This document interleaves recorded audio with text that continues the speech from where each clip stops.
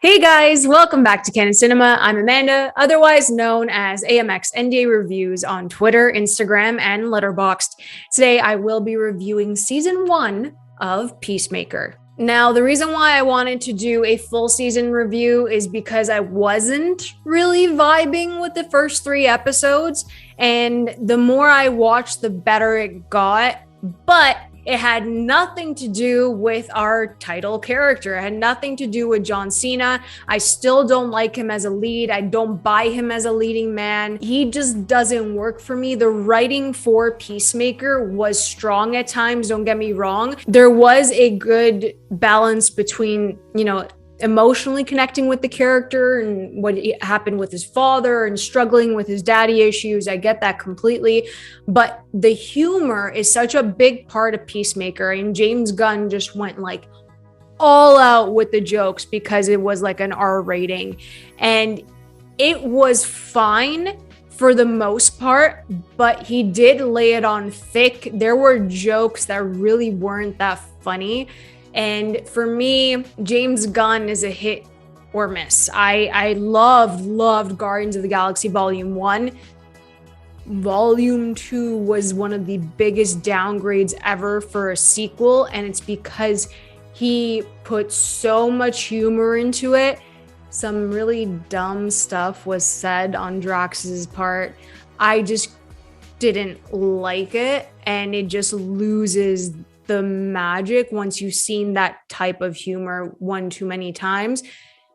Fortunately for the Suicide Squad, when I watched it, it was fun, and he didn't undercut the emotional moments with these characters. Apart from sidelining Harley Quinn, which really bothered me, I think the ensemble worked together quite well.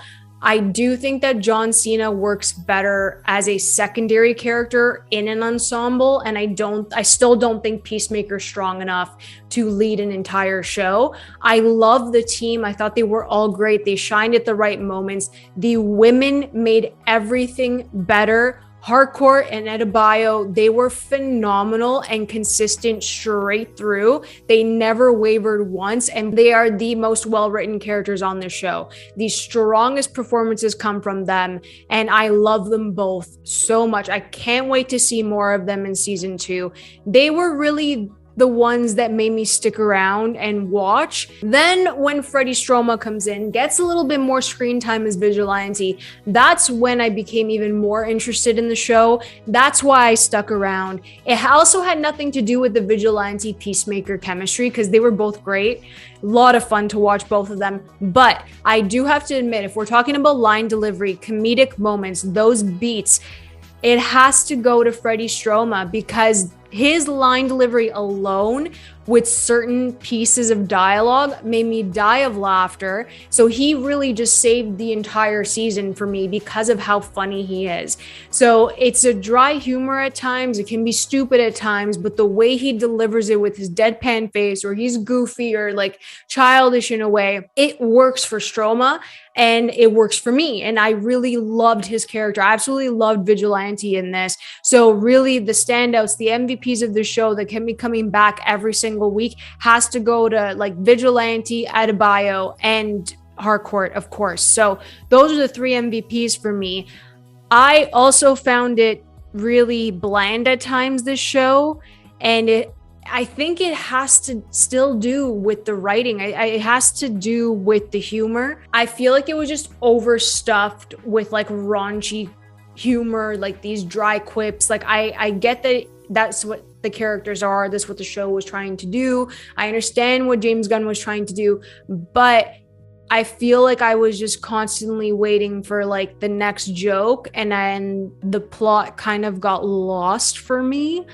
It was a bit slow to get into it. I do think 8 episodes was strong enough for the season, as it did pick up in the second half, like every single series does. So it was set up in the first 3 episodes. I'm happy they dropped the first 3 episodes right up top. It did get better, as I said, but I think that the whole like butterfly project that they had going on for them got lost a bit. I know it's a kind of like a monster of the week type of vibe for me. Maybe I'm tired of that stuff, and you know, we did get a big baddie. I understand everything that happened in the show, but like, I don't know, I just didn't feel like it was strong enough. I like that Judo Master came in. He's a freaking like firecracker. He was a lot of fun when he stepped in. Wish we got a bit more of him, but I don't know.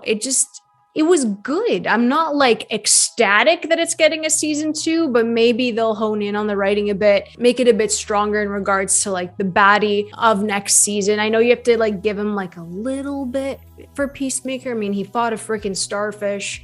He fought Starro in the Suicide Squad. So it's the equivalent of this big ass caterpillar. Like, I get that. And I understand what Peacemaker is meant for and meant for fighting, and we get a little bit more of a taste of what Task Force X does, and we get some info on Amanda Waller and some connections that Adebayo is Amanda Waller's daughter. So I thought that was kind of fun, and she's going against her mom at the end of this. So I thought that was interesting. I absolutely love Danielle Brooks, as I said, freaking superstar. She also, her line delivery was great because she's like a regular person being pulled into this, and she's like, what the hell? I haven't killed people before. And like, John Cena's just chilling there like, yeah, man, like, this is what we do. And even like Harcourt's doing that too. Like, she hasn't killed anybody. So I thought that angle was kind of fun. She's great. At the end of this, and I think this is why I wanted to do this review. Oh man, I adore DC. I love DC and what they're doing. I love DC and what they've done, what they're about to do. I'm all for DC getting some form of praise and recognition now, especially with the Batman being released on March 4th. So for me, with Peacemaker, especially the tone of this show and what Chris's backstory is in regards to his father, they could have gone in a much more serious tone for this show and really dive into his trauma and his daddy issues and dive into that and actually have those moments with his dad. But, you know, they spun it around. They made it fun. They made it a bit, you know, immature and childish. And in a way, like, I understand it's a reflection of his childhood trauma as well. You can look at it that way as well. For me, the reason why I lean towards DC a bit more is that they really take these tough subjects and talk about them and show them in a very serious way, kind of like what they've done, you know, with Batman multiple times, and what, you know, Zack Snyder did with Man of Steel. Like, they deconstruct these gods, these characters, these heroes, and like strip them down to the point where you have to see the human values of it. You have to see the human side of it, and they toy with morality, and they see their differences and what they value at the end of the day, and how their positioning in the world can cause so many things, and it affects everyone around them, not only themselves and their name. So there's so many things that DC really dives into and discusses in depth, which is a great thing. And you have these heroes questioning who they are and their place in the world. And I think that's great with a serious tone. A lot of people don't like that. That's fine. You want to have the quippy stuff. I get that. You want to have the humor, make it fun. But DC's humor is very different than, you know, the Marvel humor. It's very different, as we've seen. So the reason why I love the DC humor, because it's dry and sarcastic. And I think that's why I've leaned towards DC humor sometimes. The MCU humor is all over the place, and there's plenty of like really dumb jokes, dumb punchlines that are written in there, and it gets tiring after 24 or 25 films. And it's not like I hate it. I'm not saying I don't like it. I'm saying there's two very different forms of humor, and comedy is personal in that regard. But sometimes the subject matter that you're trying to present with these characters gets lost. And for me, that's where DC's at its strongest. So when you add this level of humor, like Marvel humor, into it, we saw it with Justice League 2017. We don't really talk about that movie, but we saw how it can destroy certain character dynamics and characters, and it doesn't really mesh for the world that they've created, the universe that they've created. So for me, what happens at the end of Peacemaker, I understand you want to connect the universe and it's canon, and I get all of that, and you're trying so hard to do this. But what they did at the end of this, it didn't really bother me. It was fine. I'm not ecstatic that they did this, but they do need a link to the Justice League. To have Superman blacked out, just a silhouette of him flying, and then you have Wonder Woman blacked out on the ground.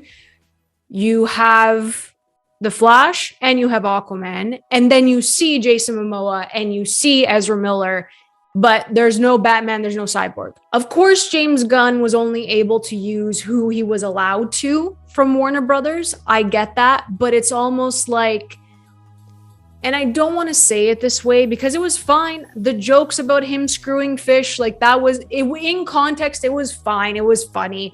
And I always love seeing like Aquaman and the Flash together. So that was great. Like big brother, little brother type of joking around. So that was fine. They're the face moving forward of the Justice League. And that's if we're going to get the Justice League back together again. But they also made Zack Snyder's Justice League canon at the exact same time, excluding Batman and excluding Cyborg. So for me, it stung a bit, not gonna lie to you, not seeing the actual Justice League together. If we're gonna make ZSJL canon, that was kind of a fumble, and I get it. And you're only, again, like I am not blaming James Gunn for anything. I'm just saying if that's how it was supposed to be done because they couldn't get Batman or Cyborg, or they don't want to put them in there for reasons, I get it. It just didn't sit right with me because we all know what's going to happen in The Flash, and they're just going to retcon everything. So that little cameo piece to connect the universe was a nice surprise. But I think for me, all the name drops that Peacemaker did in the show was good enough, but I guess they needed some like little surprise at the end for the finale to wrap everything and connect it to the Flash because it's the next movie we're getting. So I don't know what to make of it. I don't like that they did that, but I understand why they did. So I don't know. Peacemaker is a solid like 3 out of 5 for me after watching the entire season, and it's good. Am I excited for season 2? I'm excited for certain characters to come back to see where they grow. I'm excited to see who comes in for season 2, but I'm not like over the moon happy about the season and how it turned out, especially with that little cameo at the end. DC has a stacked year. You have the Batman. I'm not really stoked for the Flash.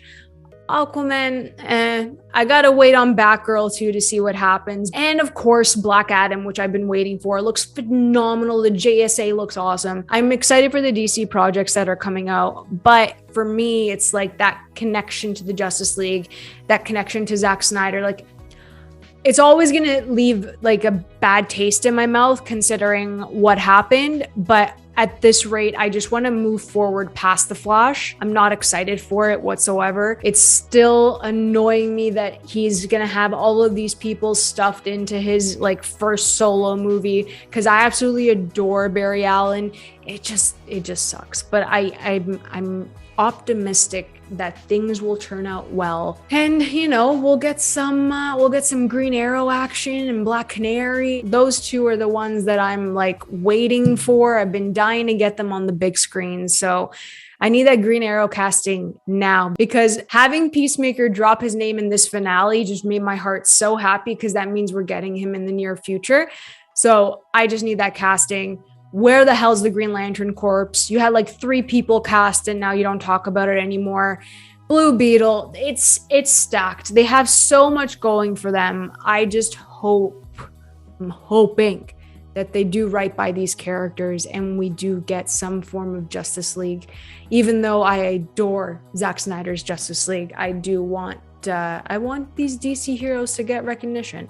I really do. So if you guys enjoyed this video, please like and subscribe. You can always follow me over at AMX NDA Reviews on Twitter, Instagram, and Letterboxd. I'll catch you guys next time. Keep watching movies.